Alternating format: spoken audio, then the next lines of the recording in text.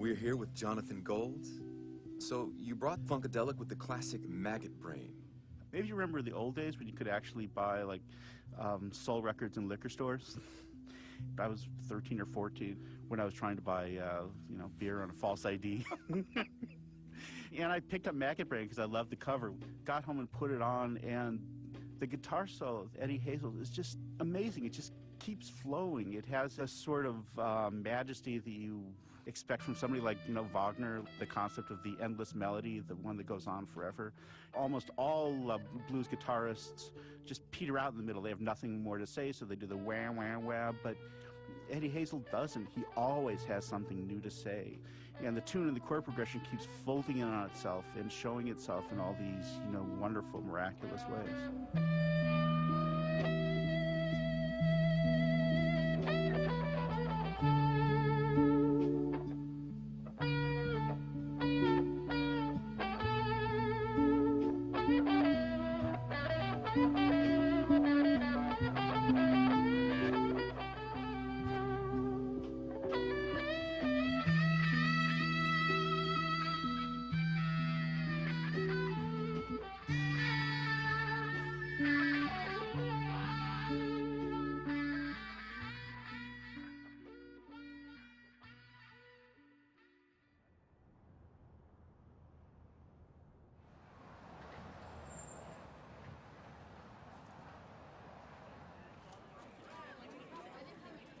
Please join me in welcoming Jonathan Gold.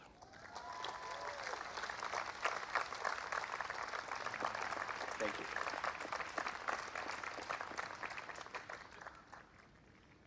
Hi.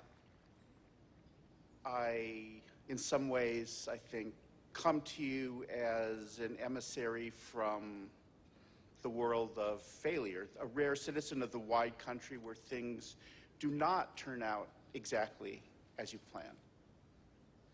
I'm here to say that that's okay. Still, when I wake up in the morning, I don't feel like a semi-successful writer, a chronicler of Los Angeles. I feel like a failed cellist, which is more or less my UCLA experience. But all of us, especially those of us in the arts, experience failure. And it is this experience of failure that makes us strong, that helps make us who we are. Did my UCLA acquired knowledge help me when I wrote about hip-hop in the 1980s? Not directly, but it was a way of listening that gave me a way to understand the music in an important way. Did my experience in writing about opera and new music have anything to do with food writing? Yes, as it turns out, on a very basic level, criticism is criticism. An aria is in some way equivalent to a well-cooked potato. And both the comprehension of form and the ability to describe abstract sensation, which I learned to do as an undergraduate in music and art courses here, turns out to be exactly what I needed to know.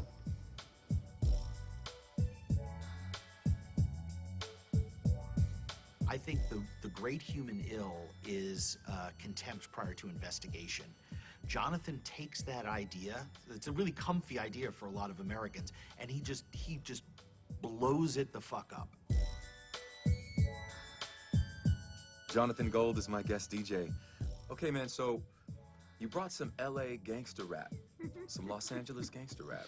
And you brought G-Thing from Dr. Dre and Snoop Dogg. Now listen, the rumor is you were in the studio a lot of the time with them when they were actually recording Doggy Style and stuff like that? Or? Yeah, I was. This is when you were really writing about a lot of that music during that time.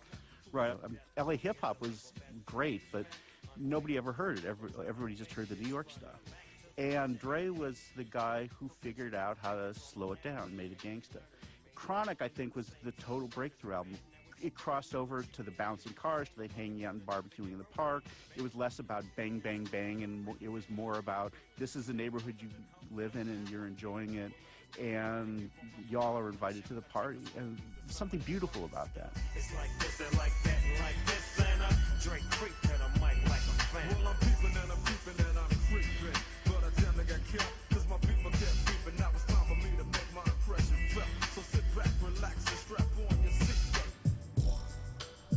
You know, after the Los Angeles riots, there was a lot of hand-wringing about what had gone wrong in this city.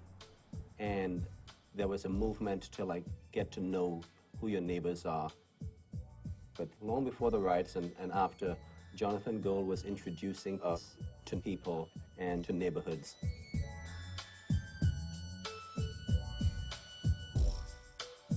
There's a certain level of utopian thinking in this work. There's a certain level of dedication to asking the question how we live. He talks about the miscegenation between races, in essence, occurring over the table. Those food nations become an integral part of the way he sees Los Angeles, in the way Los Angeles comes together. Like this, that, and this, and it's like that, and like this, and like that, and it's like this, and we ain't got no love for drugs. So just chill till the next episode.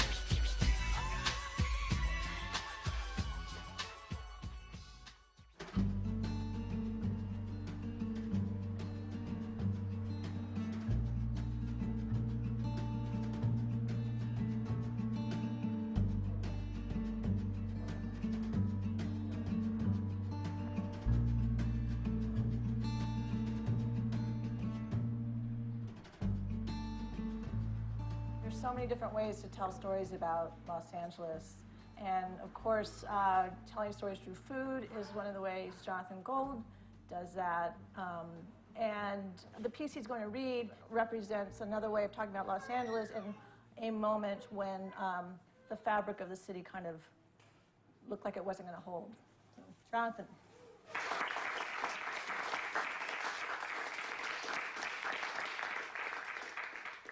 This is an older essay written the week after the riots in 1992, and I'll read it. You can hear. I can't tell you how much I love Los Angeles. It is 8 o'clock, and the light has started to fade as I sit on the floor of my apartment, staring at the spot where the rain not so much dripped as oozed from the door jamb. For the last decade or so, I have lived in a creaking apartment, probably swank in its day, that has been home to a dog trainer, a fiddle player, and a series of writers in a smartly columned building in an aging neighborhood nobody has yet bothered to name. Downstairs, a baby cries out in Spanish. In the distance, the ghetto boys boom from a passing truck.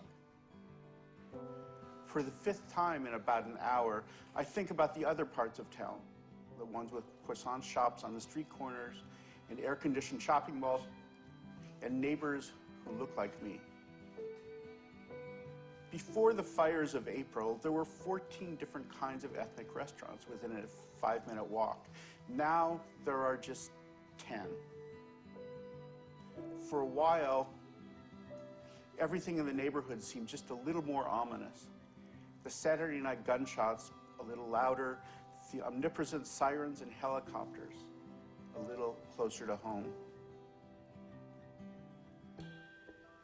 When you spend some time in my neighborhood, you learn the rhythm of the place. The mornings when the Mexican's fruit truck shows up on the corner, the hour when Filipino teenagers snack on liver buns and Coca-Cola at the pancit shop, the peaceful time in late afternoon when the avenue flows majestically. Guatemalan women walk home from Ralph's with bags of groceries balanced expertly on their heads. Salvadoran construction workers crowd into the local Korean noodle shop for steamed dumplings. In this neighborhood, most of us are just passing through. Transients on our way to more permanent homes in Long Beach or Huntington Park. We are all citizens of the world. We are all strangers together. But to my Korean landlords, this neighborhood is home. I have been awakened before dawn by the rhythmic thud of their pounding garlic into paste on the back porch. I have stumbled out the door with an armful of wet laundry, only to find all of the clotheslines taken up by drying fish. I have also come home from work to find the back stairs spread with leaves of cabbage, curing in the hot sun. Even when their son was shot a half-mile south of here. There was no questioning of their sense of place. The landlords keep to themselves, and so do I. I often wish that they would invite me over for dinner.